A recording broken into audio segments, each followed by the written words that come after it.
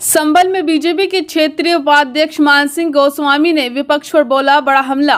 कांग्रेस समेत सभी विपक्षी पार्टियों पर हमला बोलते हुए कहा, देशभक्ति का जो जज्बा बीजेपी के छोटे से छोटे कार्यकर्ता में है, वह जज्बा कांग्रेस के किसी करोड़पति नेता में भी नहीं। विपक्ष बीजेपी से सीखे देशभक्ति। बीजेपी कार्यकर्ताओं से किया आह्वान, विपक्ष को कार्यकर्ता विहीन बनाने का संकल्प लेकर भारत को विश्व गुरु बनाने के लिए निस्वार्थ होकर करे पार्टी के लिए कार्य। श्यामा प्रसाद मुखर्जी के बलिदान दिवस पर आयोजित संगोष्ठी में पहुंचे थे बीजेपी के क्षेत्रीय उपाध्यक्ष मानसिंह गोस्वामी।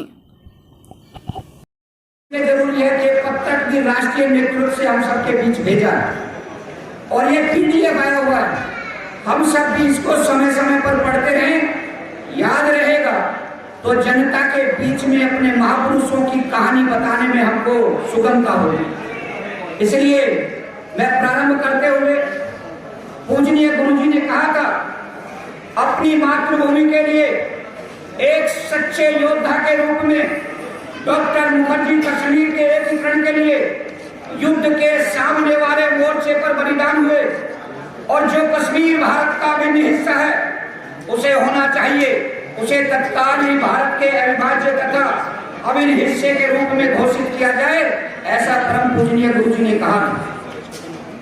उसी के बाद अटल बिहारी वाजपेयी जी ने कहा था, मैंने जम्मू और कश्मीर के परमिट प्रणाली को चुनौती देते हुए प्रवेश कर लिया है, ऐसा डॉक्टर श्यामा प्रसाद मुखर्जी साहब ने अटल जी से कहा था कि मैंने परमिट प्रणाली को चुनौती देते हुए प्रवेश कर लिया है।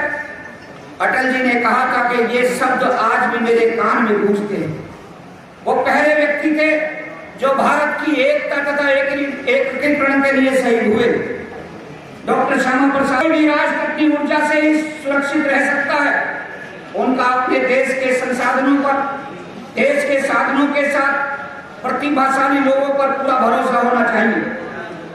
आदरणीय अमित शाह साहब ने कहा कि डॉक्टर श्यामा प्रसाद मुखर्जी के लिए सिर्फ राष्ट्र सर्वोपरि था, इसलिए उन्होंने सत्ता को त्याग कर देश की एकता अखंडता के लिए अपने को सर्वस्व न्यौछावर कर दिया। एक देश में दो विधान, दो प्रधान, दो निशान के विरुद्ध डॉक्टर श्यामा प्रसाद मुखर्जी जी के स्वतंत्र भारत का पहला राष्ट्रवादी आंदोलन। आदरणीय मोहित बेनीवाल जी के कुशल मार्गदर्शन में मैं मेरठ से चलकर यहाँ पहुँचा हूँ। आदरणीय ओमवीर जी, वडवंशी जी और हमारी बहन जी दिलेर जी सहित तमाम नेता यहाँ उपस्थित हुए, सैकड़ों कार्यकर्ता यहाँ आए। हमने डॉक्टर श्यामा प्रसाद मुखर्जी जी के बलिदान दिवस पर उनको सच्ची श्रद्धांजलि, उनकी जीवन गाथा को पढ़ते हुए यहाँ सभी कार्यकर्ताओं ने अर्पित किया। हमने संकल्प लिया कि डॉक्टर श्यामा प्रसाद मुखर्जी साहब के बताए हुए रास्ते पर चलते हुए, उनके पद चिन्हों पर चलते हुए एक अच्छा भारत, एक श्रेष्ठ भारत और एक विश्व गुरु वाला भारत हमें पुनर्स्थापित करना है। इसके लिए भाजपा का प्रत्येक कार्यकर्ता आने वाले चुनावों के लिए जिस प्रकार से बूथ प्रबंधन पर अपना शेष समय लगाते हुए